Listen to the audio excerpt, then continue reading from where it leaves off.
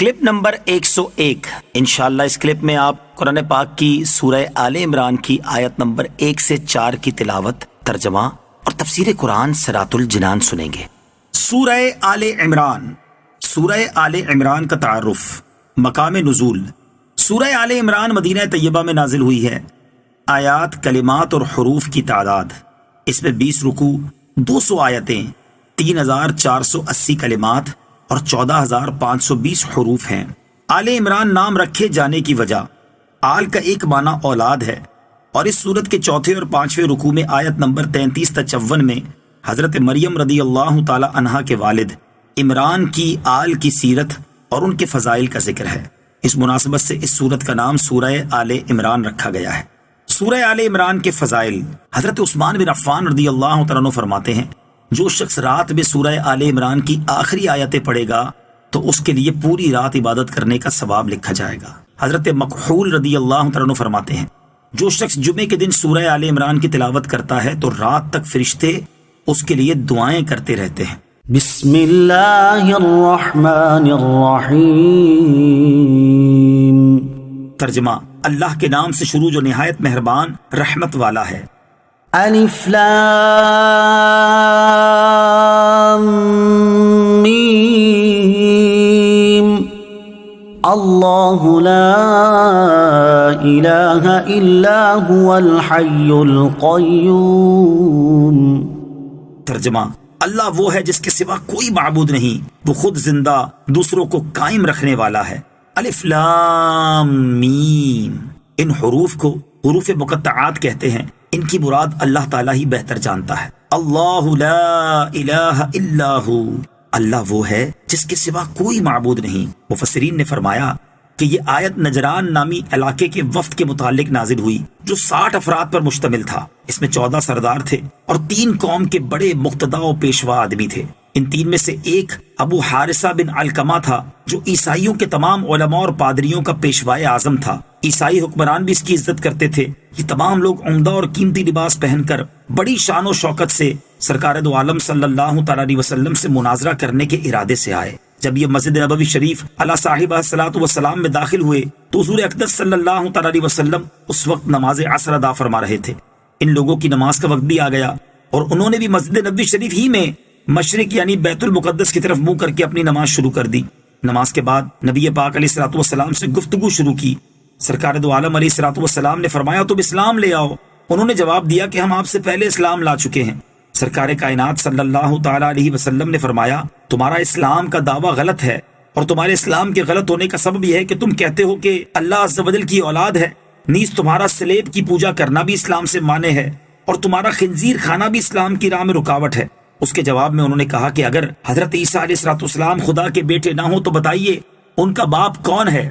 پھر وہ سب بولنے لگے۔ حضور اکرم صلی اللہ تعالی علیہ وسلم نے فرمایا، کیا تم نہیں جانتے کہ بیٹا باپ سے ضرور مشابہ یعنی ملتا جلتا ہوتا ہے؟ انہوں نے اقرار کیا۔ پھر نبی کریم علیہ الصلوۃ والسلام نے فرمایا، کیا تم نہیں جانتے کہ ہمارا رب عز و جل حی لا یموت ہے، اس کے لیے موت ناممکن ہے، اور حضرت عیسیٰ علیہ الصلوۃ والسلام پر موت آنے والی ہے؟ انہوں نے اس کا بھی اقرار کیا۔ پھر تاجدار رسالت صلی اللہ تعالی علیہ وسلم نے فرمایا، کیا تم نہیں جانتے کہ ہمارا رب بندوں کا کارساز، ان کی حقیقی حفاظت کرنے والا اور روزی دینے والا ہے؟ انہوں نے کہا، جی ہاں۔ اس پر نبی کریم علیہ الصلوۃ والسلام نے فرمایا، کیا حضرت عیسیٰ علیہ الصلوۃ والسلام بھی ایسے ہی ہیں؟ انہوں نے جواب دیا، نہیں۔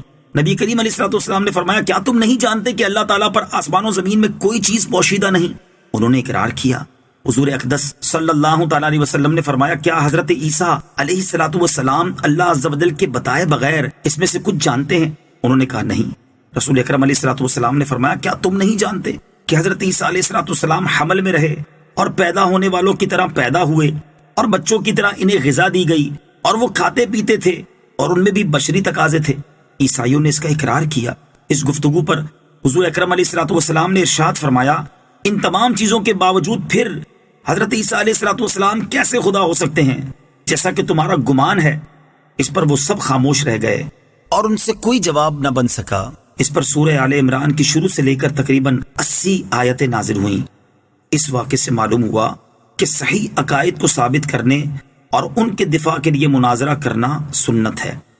حی اور قیوم کے معنی، اس آیت میں اللہ تعالیٰ کی 2 صفات حی اور قیوم کا بیان ہے۔ اللہ تعالیٰ کی صفات میں حی دائم و باقی کے معنی میں ہے، یعنی اس کا معنی ہے کہ ایسا ہمیشہ رہنے والا جس کی موت ممکن نہ ہو، جبکہ قیوم وہ ہے جو قائم بالذات یعنی بغیر کسی دوسرے کی محتاجی اور تصرف کے خود قائم ہو اور مخلوق کی دنیا اور آخرت کی زندگی کی حاجتوں کی تدبیر فرمائے۔ نزل عليك الكتاب بالحق مصدقا لما بين يديه وأنزل التوراة والإنجيل من قبل هدى للناس وأنزل الفرقان إن الذين كفروا بآيات الله لهم عذاب شديد والله عزيز ذو انتقام۔ ترجمہ، اس نے تم پر یہ سچی کتاب اتاری جو پہلی کتابوں کی تصدیق کرتی ہے، اور اس نے اس سے پہلے تورات اور انجیل نازل فرمائی، لوگوں کو ہدایت دیتی، اور اللہ نے حق و باطل میں فرق اتارا۔ بے شک وہ لوگ جنہوں نے اللہ کی آیتوں کا انکار کیا ان کے لیے سخت عذاب ہے، اور اللہ غالب بدلہ لینے والا ہے۔ مصدقا لما بین یدیہ، اپنے سے پہلے کی کتابوں کی تصدیق کرتی ہے۔ اس سے معلوم ہوا کہ قرآن پاک کے بعد کوئی کتاب آنے والی نہیں اور نہ کوئی نیا نبی تشریف لانے والا ہے، کیونکہ قرآن مجید نے گزشتہ کتابوں کی تصدیق کی ہے، بعد میں نہ کسی کتاب کے آنے کا تذکرہ کیا اور نہ اس کی بشارت دی، جبکہ قرآن پاک کو چونکہ تورات اور انجیل کے بعد آنا تھا، اس لیے ان کتابوں میں قرآن کی بشارت پہلے سے دے دی گئی۔